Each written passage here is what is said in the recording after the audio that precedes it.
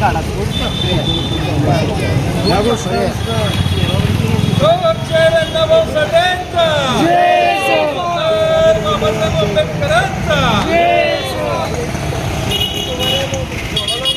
हात वर करून करावे.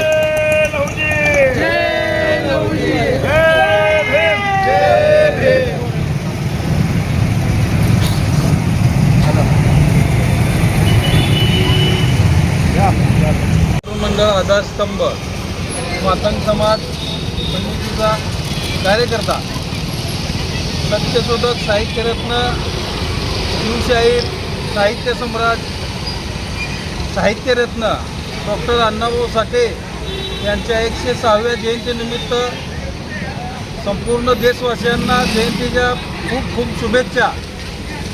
साहित्यरत्न अण्णाभाऊ साठे जयंतीनिमित्त सोलापूरमधून विविध मंडळांनी अण्णाभाऊंचे जे कार्य केलेलं आहे त्या कार्याचा गौरव आणि एक नवीन दिशा लोकांना दाखवण्याचं काम सालाबादप्रमाणे करतच असतो. आणि यंदाच्याही वर्षी आत्ता तुम्ही पाहू शकता ही मुंबई यंत्राची, तंत्राची, कामगारांची, कष्टकऱ्यांची, दलितांची हे असं मनात ब्रीदवाक्य संयुक्त महाराष्ट्राची चळवळ केलेली आहे अण्णाभाऊंनी. आज जी लोक मुंबईमध्ये राहतात गुन्ह्या गोविंदाने अण्णाभाऊ साठेंचं नाव पण घेत नाहीत. ही चळवळ जी अण्णाभाऊंनी केलेली आहे संयुक्त महाराष्ट्राची फार मोठं योगदान अण्णाभाऊंचं आहे. मी या व्हिडिओच्या माध्यमातून एक सांगू शकतो, महाराष्ट्राचे मुख्यमंत्री आदरणीय देवेंद्रजी फडणवीस साहेब, तसेच उपमुख्यमंत्री एकनाथ शिंदे साहेब, तसेच दुसरे उपमुख्यमंत्री सुनेत्राताई पवार आणि देशाचे पंतप्रधान नरेंद्र मोदी साहेब यांना विनंती करतो, आवाहन करतो की रशियासारख्या देशाला मॉस्को शहरामध्ये ज्या अण्णाभाऊ साठेंच्या पुतळ्याचं अनावरण झालं, अण्णाभाऊ रशियाला कळाले, भारताला अद्याप कळालं नाही. थोडीशी कुठं तर खंत वाटते. म्हणून मला या व्हिडिओच्या माध्यमातून, जयंतीच्या माध्यमातून कळकळून सांगावं लागतं, विनंती करावं लागते की अण्णाभाऊ साठेला भारतरत्न पुरस्कार मिळावा. गेल्या वर्षी पण देखावा केला होता की साहित्यरत्न अण्णाभाऊ साठेंना भारतरत्न पुरस्कार मिळाला पाहिजे. राज्यक्रांतीगुरू लहुजी वस्ताद साळवे यांना पण भारतरत्न पुरस्कार मिळाला पाहिजे. मग गेल्या ह्या परवा दिवशी 1 तारखेला मुंबई चिरागनगर येथे त्यांचं घर होतं, ते वास्तव्य होतं, त्या स्मारकाला भरपूर निधी देऊन त्या स्मारकाचं भूमिपूजन केलं. पण अद्याप आमची अपेक्षा होती 1 तारखेला भारतरत्न पुरस्कार असं जाहीर करतील, तसं झालं नाही. मी परत विनंती करतो, अण्णाभाऊंना भारतरत्न पुरस्कार मिळाला पाहिजे. आणि परत एकदा सर्व देशवासियांना, समाज बांधवांना, साहित्यरत्न अण्णाभाऊ साठेच्या आणि माझ्या पत्रकार बांधवांना पण साहित्यरत्न अण्णाभाऊ साठेच्या जयंतीच्या शुभेच्छा देतो. आणि मी माझी रजा घेतो. क्रांतिकारी. जय भीम, जय लहुजी, जय महाराष्ट्र, जय अण्णाभाऊ.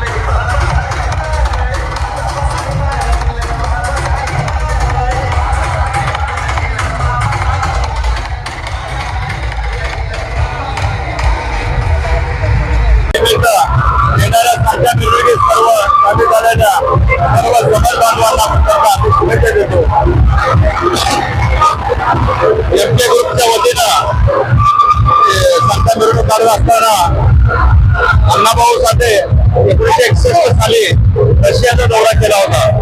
रशियाच्या दौऱ्यादरम्यान त्यांनी मॉस्को शहरात भेट दिली.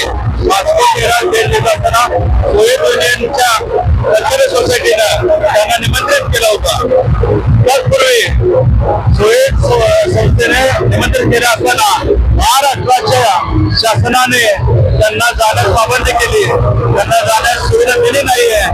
परंतु त्यांना इतर त्यांच्या सहकार्याने मदत करून त्यांना रशियाने पाठवण्यात झालं. रशिया ज्यावेळी अण्णाभाऊ गेले त्यावेळेस त्यांनी चिंतन मनन केलं. रशियाच्या अनेक चांगल्या गोष्टी त्यांनी माहिती करून घेतल्या. त्याच्यावर अनुभवाने त्याचे चिंतनातून त्याने अनेक गोष्टी क्लिअर करून घेतल्या. त्यामुळं रशियाचा प्रवास हा कथा लिहिण्याचा अण्णाभाऊचा मनोदय झाला आणि अण्णाभाऊने अनुभवलेले सर्व हे रशियाच्या प्रवास यामध्ये नोंद केले. हेच मी सांगू शकतो. म्हणून मी हा देखावा चांगल्या पद्धतीने करण्यामध्ये प्रयत्न केलो. एवढेच मी बोलतो. मला